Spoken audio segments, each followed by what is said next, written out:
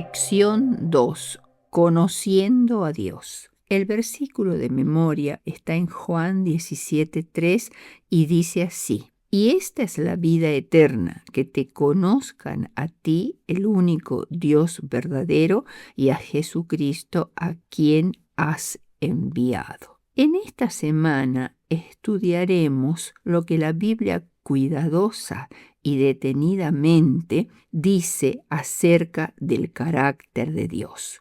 Los hombres han perdido el conocimiento de su carácter, el cual ha sido mal entendido y mal interpretado. El último mensaje que debe darse al mundo es una revelación de su carácter de amor.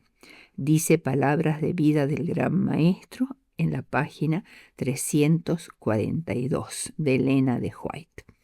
La mejor manera de conocer su carácter es escudriñando su palabra. No podemos comprender plenamente a Dios en toda su gloria y majestad, pues sus caminos y sus pensamientos están más allá de nuestro entendimiento. Sin embargo, podemos y debemos conocer a Dios dentro de nuestras limitaciones. El versículo de memoria dice que la vida eterna se logrará mediante un conocimiento experimental y viviente de Dios. No hay salvación en solo conocer, pero tampoco puede haber salvación sin conocimiento. Depender exclusivamente de la sabiduría humana con el fin de aprender acerca de Dios equivale a usar una lupa para estudiar las constelaciones. Deuteronomio 6:5 dice: Amarás al Señor tu Dios con todo tu corazón y con toda tu alma y con toda tu mente.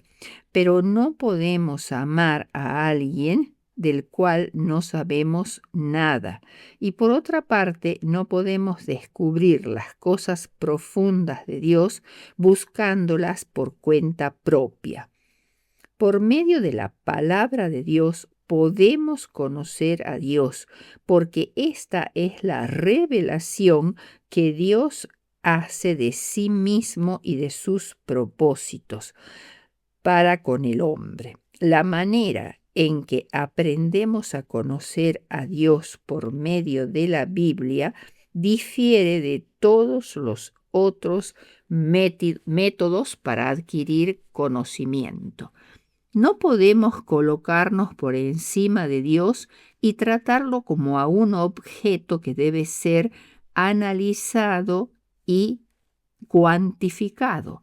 Debemos someternos a la autoridad de su autorrevelación, la Biblia, siguiendo los principios y métodos que ella misma provee. El último mensaje de clemencia que debe darse al mundo es una revelación de su carácter de amor. Repetimos la cita de Elena de White. Es el último mensaje que debe darse al mundo. Y el primer punto que vamos a considerar es una percepción más clara acerca de Dios. La Biblia no procura comprobar la existencia de Dios, simplemente la da por sentada. Su texto inicial declara: en el principio creó Dios los cielos y la tierra. Génesis 1:1. Describe a Dios como el creador, el sustentador y el legislador de toda la creación. La Biblia revela las cualidades esenciales de Dios a través de sus nombres, de sus actividades y sus atributos. Veamos entonces, en primer lugar, el nombre de Dios. En el Oriente y en los tiempos bíblicos, un nombre revelaba el carácter del que lo llevaba, su verdadera naturaleza, carácter y cualidades. Los nombres hebreos El y Elohim tienen forma de plural, aunque cuando se refiere a Dios generalmente aparece con el verbo en singular.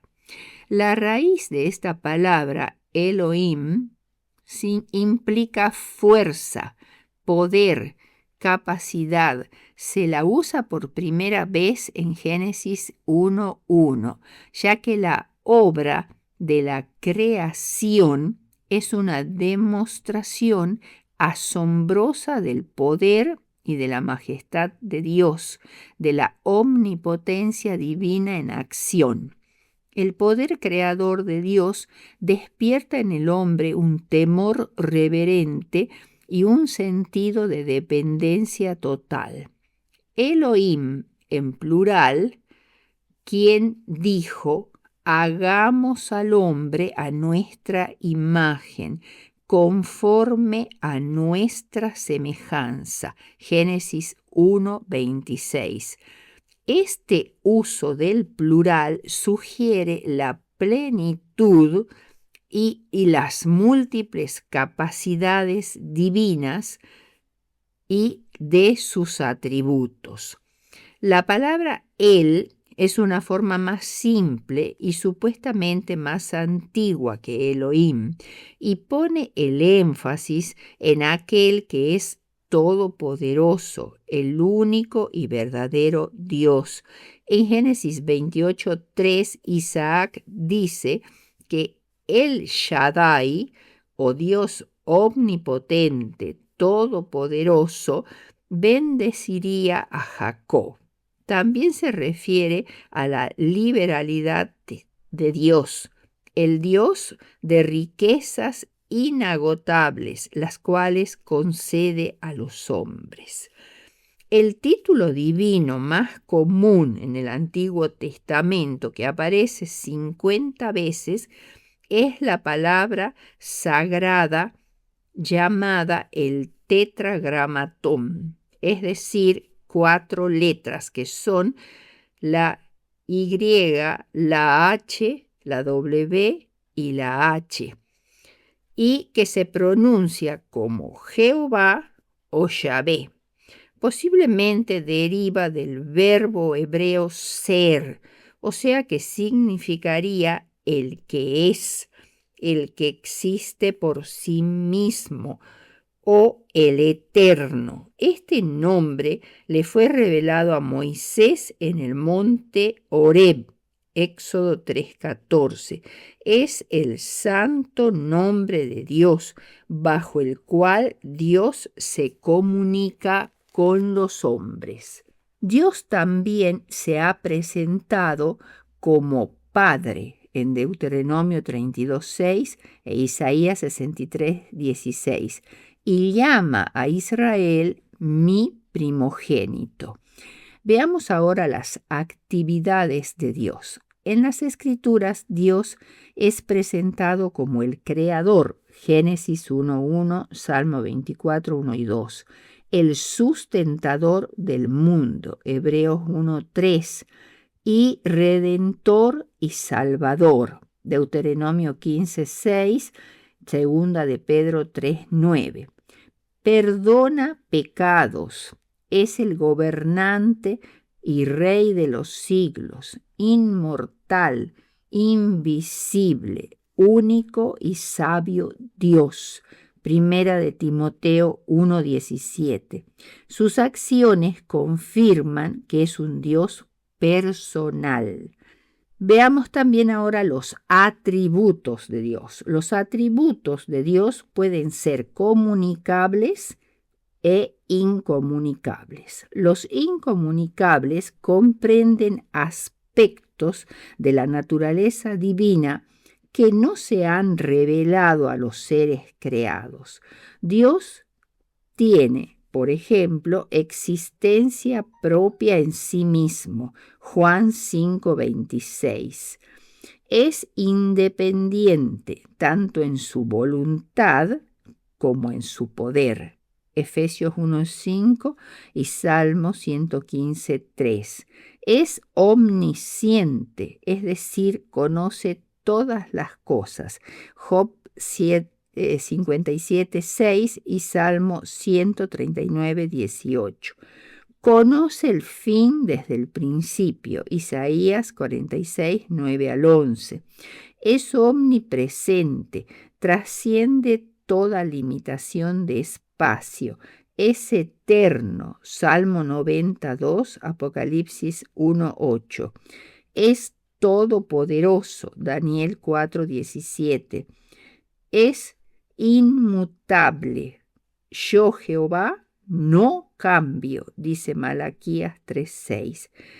Los atributos comunicables son atributos que fluyen de su amorosa preocupación por la humanidad. Incluyen el amor, la misericordia, la paciencia, la santidad, la justicia y la verdad.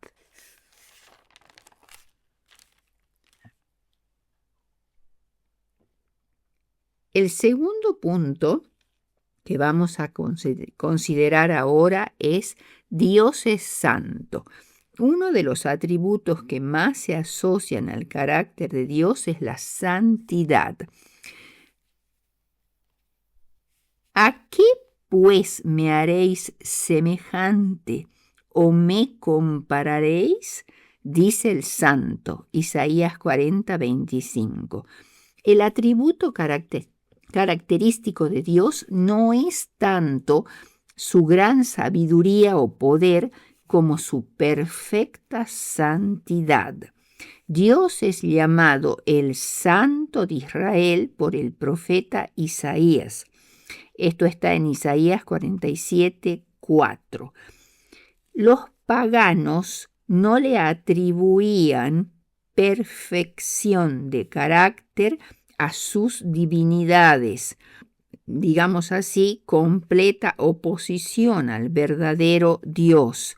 Isaías refiere este título de la santidad de Dios o nombre como el Santo de Israel, muy probablemente influenciado por la visión que recibió en el año en que murió el rey Usías, probablemente en el 740-739 a.C., un tiempo de gran peligro y crisis, un periodo en el que el gran rey asirio Tiglat-Pileser III había ascendido al trono en el 745 a.C.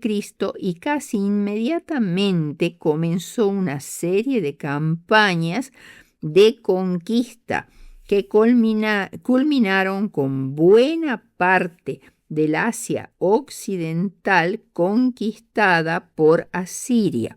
Usías, el rey de Judá, era el caudillo de la resistencia contra la agresión asiria en los países de la región mediterránea del Asia, pero ahora había muerto. ¿Cuál sería la suerte de Judá? ¿Todo el mundo caería presa de las armas asirias? Por causa de sus pecados, el pueblo de Dios había perdido la protección divina. El poderío asirio parecía invencible y antes de mucho Judá sería vencido y Asiria dominaría el mundo.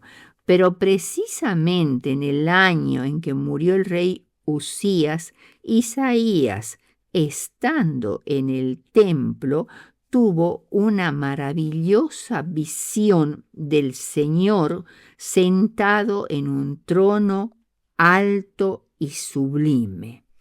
Él estaba en el atrio del templo y estaba orando allí.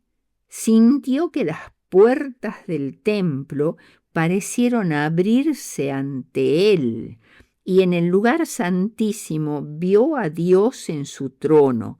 Las faldas que llenaban el templo son la vestimenta de la infinita gloria de Dios.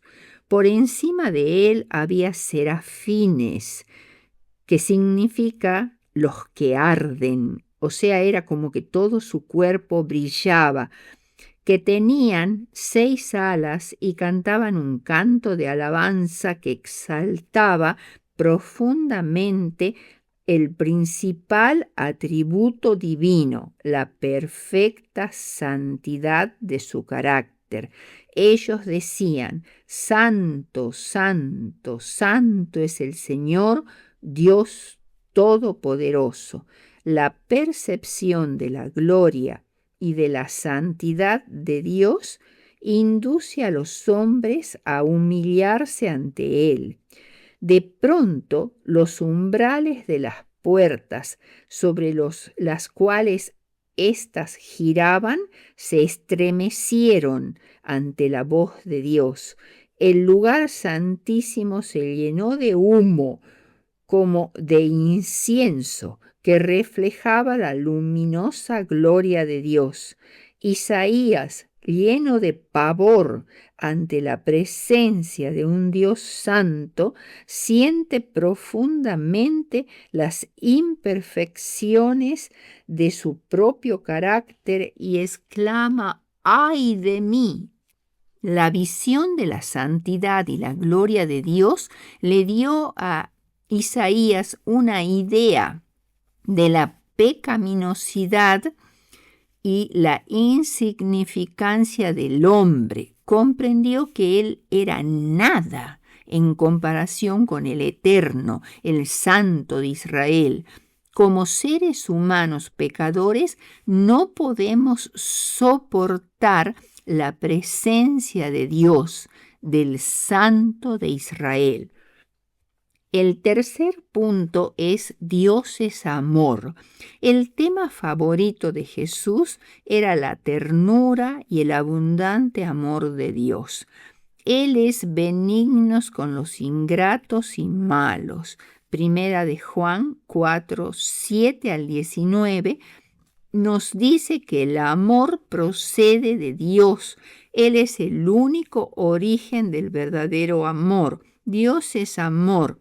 El amor se presenta como una cualidad esencial o atributo de Dios.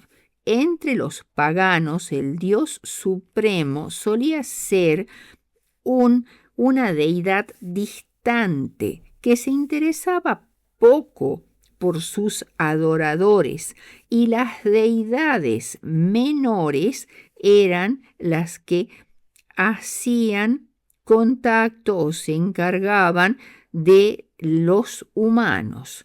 Con frecuencia, quienes creen en esos dioses viven atemorizados, tratando de aplacarlos porque son espíritus malévolos, dispuestos a hacerles daño.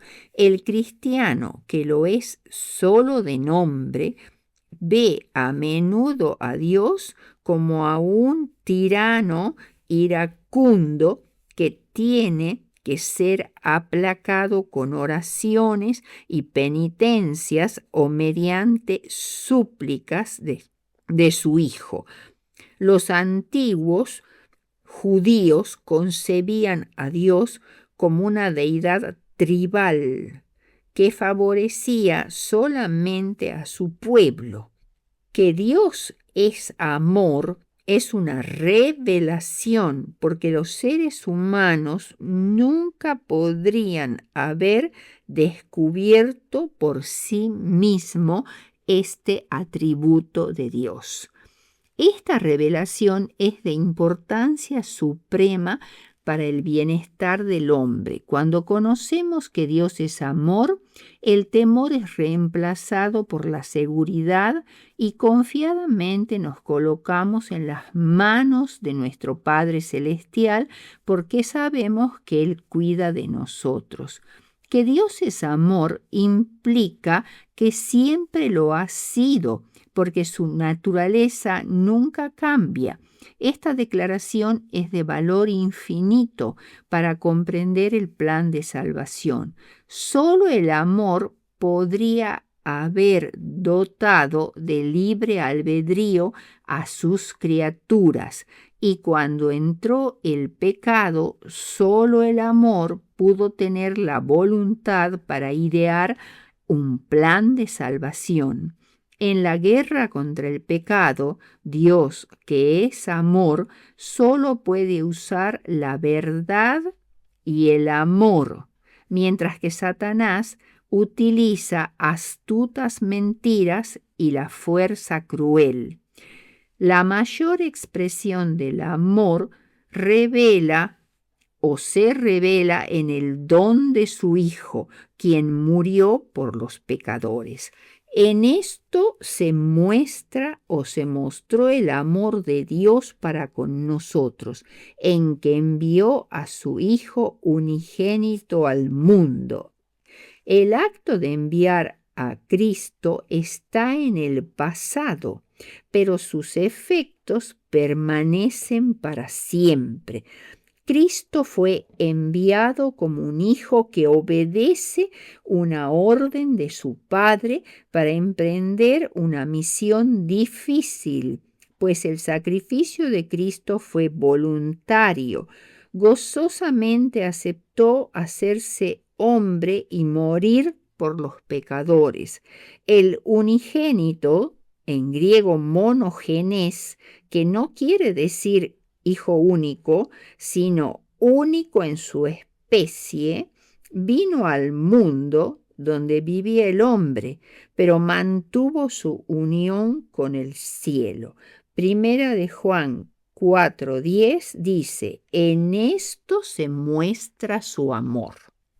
El amor del hombre hacia Dios no nos debería parecer algo extraño, pues es una respuesta natural frente al amor admirable que el Señor ha prodigado a la raza humana.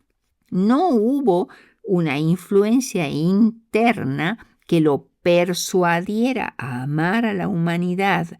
La motivación emanó enteramente de lo íntimo de Dios.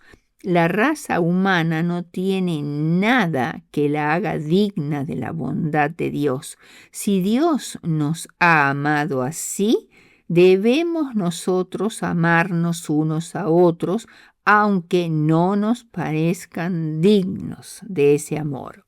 Primera de Juan 4:10 dice, nosotros le amamos a Él porque Él nos amó primero. Dios es el originador de todo bien. Si Dios no nos hubiese amado primero, no seríamos capaces de amar. El cuarto punto es Dios y la creación.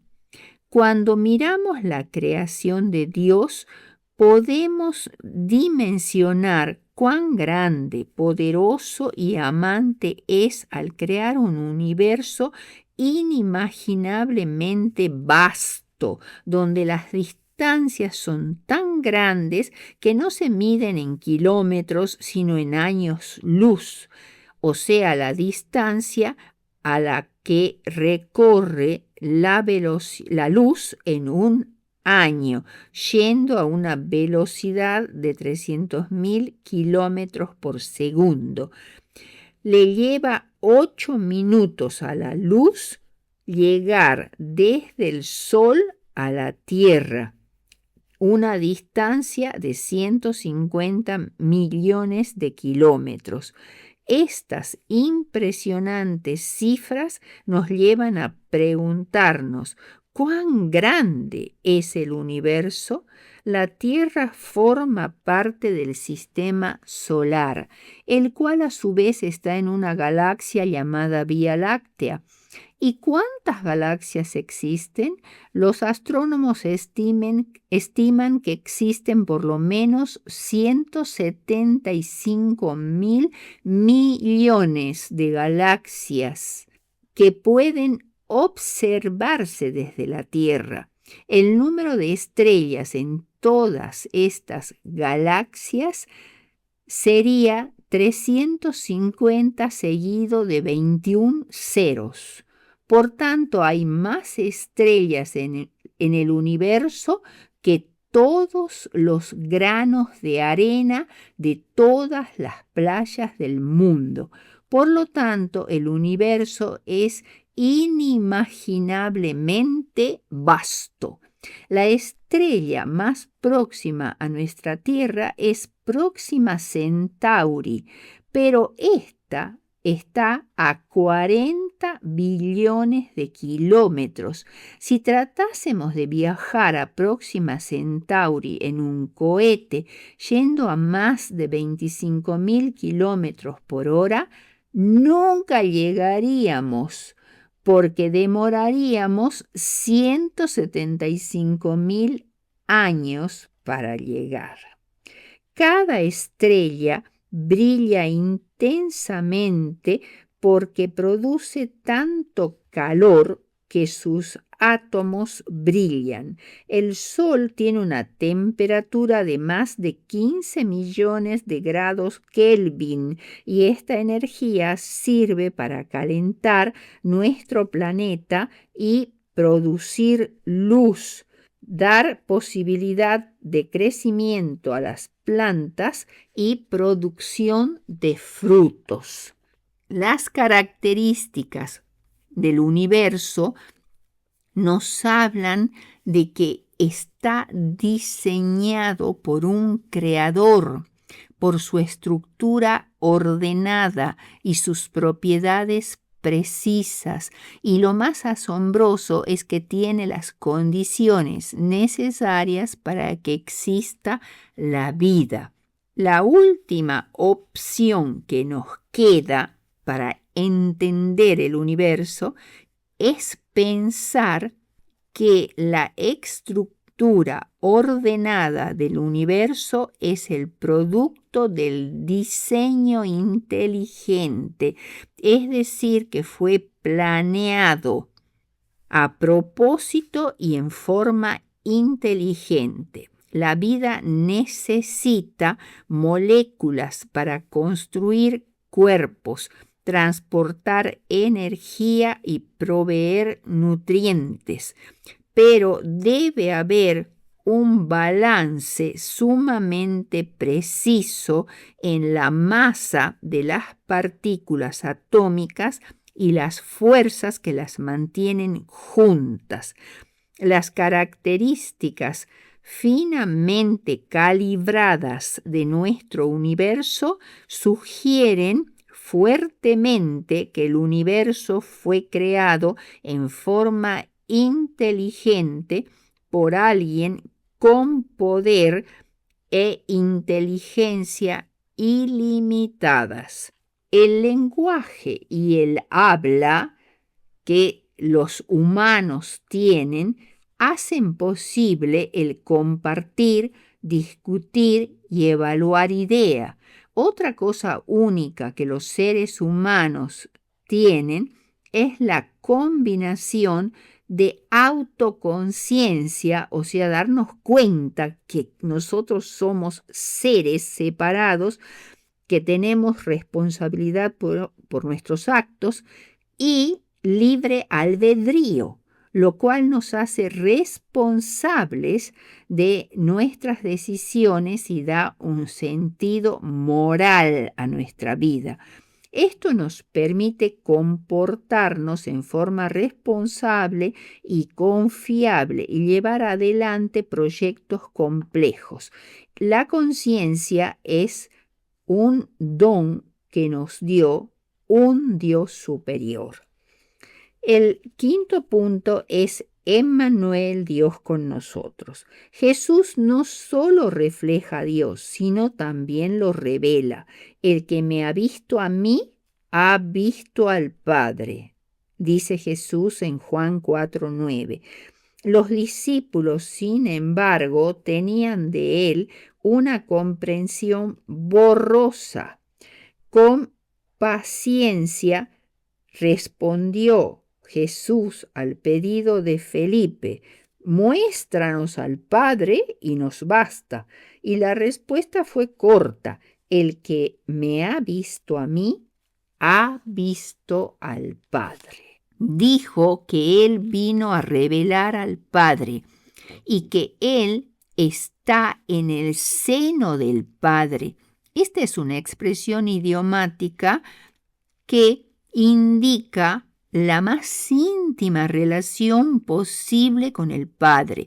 Por eso vino a darle a conocer a los hombres, les iba a explicar, a interpretar, a revelar al Padre. En otras palabras, vino a ser la exégesis del Padre. Contemplando a Jesús, sus palabras, sus acciones, su manera de ser, su gran amor por la humanidad, todo esto expresa de manera insuperable al Padre. Mateo y Lucas confirman la verdad del nacimiento virginal y la concepción obrada en María por la acción del Espíritu Santo. Emmanuel, que quiere decir Dios con nosotros o con nosotros Dios, indica la profundidad de la identificación de Cristo con la familia humana. No era un nombre personal, sino era un título empleado para describir la misión de Cristo.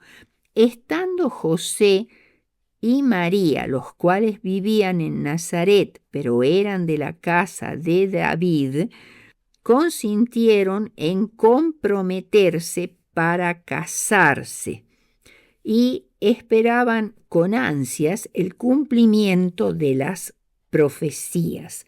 Pero durante este periodo del compromiso, cuando aún no vivían juntos, María recibió la visita de un ángel que le hizo conocer el plan que Dios tenía para ella, ser la madre del Mesías, el cual sería concebido no por hombre alguno, sino por el Espíritu Santo. De esta manera, el Verbo fue hecho carne. Cuando José se enteró de que María estaba embarazada, no quiso infamarla mediante un juicio público y decidió no ponerla en evidencia. Pero un ángel se le apareció en sueños mientras dormía y le dijo muy claramente que no debía poner en duda la virtud de María, porque este hecho o este hijo que había sido engendrado en ella había sido concebido por el Espíritu Santo y debía llamarlo Jesús, porque sería el Salvador de su pueblo. Todo esto sucedería en cumplimiento de la profecía de Isaías 7:14. Isaías, para anunciar a Acaz, el rey de Judá, el propósito de Dios de proteger a Judá del imperio asirio y derrotar a sus invasores, le dio esta profecía. El rey temía especialmente la alianza de Siria y de Israel con Asiria. Y aunque estos países, Siria e Israel, parecían vigorosos como una brillante antorcha, Dios los describe solo como dos cabos de tizón que pronto se extinguirían. No eran rivales de importancia, no así Asiria, que en el transcurso de 40 o 50 años siguientes raería por completo a Judá. Sin embargo, Dios protegería todavía a la casa de David, porque él tenía otros planes para Judá y para la casa de David, ya que a través de ella habría de venir el Mesías. En el año 722, Israel, el rey del norte, dejó de existir. Después después de que Samaria, su capital, cayó en poder de los asirios y fue transportada a territorios lejanos los sobrevivientes. Como el rey Acaz no creyó lo que Isaías le estaba profetizando, Isaías le ofreció una señal que él pidiera para confirmar su débil fe, pero Acaz rehusó esta sugerencia. No quería dejarse persuadir por Isaías ni por Dios. Entonces Isaías le dijo que de todos modos Dios le daría una señal para estimular a los que permanecerían fieles en los años de crisis que pronto vendrían. Isaías 7:14 describe la señal. He aquí que la Virgen concebirá y dará a luz un hijo y llamará su nombre Emmanuel. Una señal consiste en un objeto o un acto cuyo propósito es lograr la cooperación e inspirar fe a los seres humanos. Podía estar el aspecto milagroso o no. Era algo literalmente visible para las personas a las cuales se les había dado la señal. La Virgen, que en hebreo es la palabra alma, podría traducirse como virgen o como mujer joven. El vocablo hebreo que se emplea específicamente para designar a una virgen es betulá, que significa precisamente eso y no ninguna otra cosa. La bétula era una mujer casadera, generalmente joven y que se había mantenido separada de varón, no había tenido ningún tipo de contacto sexual con ningún varón. Alma, en cambio, no se refiere estrictamente a la virginidad. Por ello, para referirse a Sión como el pueblo de Dios se usa siempre betulá, nunca alma. Cuando Mateo emplea la palabra griega pártenos, que corresponde con el hebreo betulá, claramente indica virginidad. Y la interpretación que Mateo le da al pasaje confirma que esta predicción también señala la venida del Mesías. Esta, como muchas otras profecías del Antiguo Testamento, tiene también una doble aplicación. En primer lugar, se refieren al futuro inmediato y en segundo lugar a un futuro más distante. Concebirá, el texto se refiere a un tiempo futuro y ella lo llamará Emmanuel, que en hebreo es Immanuel y literalmente significa con nosotros Dios. Este era el nombre distintivo dado por Dios como señal para justificar el propósito divino de testificar acerca de la presencia de Dios en medio de su pueblo para proteger, guiar y bendecir. No hay duda alguna que Mateo emplea la palabra virgen en el sentido estricto del término, como de una joven casta y soltera. También se debe tener en cuenta que el nacimiento virginal es solo incidental frente a una verdad mucho mayor, pues fue el medio por el cual se realizó la encarnación. O sea, Dios tomó naturaleza humana. Todo el plan de salvación es un milagro, un misterio. La encarnación del Hijo de Dios es el hecho culminante de todos los tiempos, la piedra angular de la verdad. Sin el nacimiento virginal no podría haber verdadera encarnación. Emmanuel es la transliteración griega del hebreo Immanuel, que quiere decir con nosotros Dios.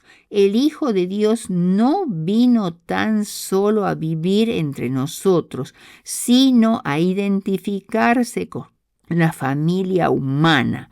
Emmanuel no era tanto un nombre personal, sino un título empleado para describir la misión de Cristo. Para el rey Acaz, la promesa del futuro nacimiento de Emmanuel era una señal de esperanza para consolarlo en sus circunstancias presentes.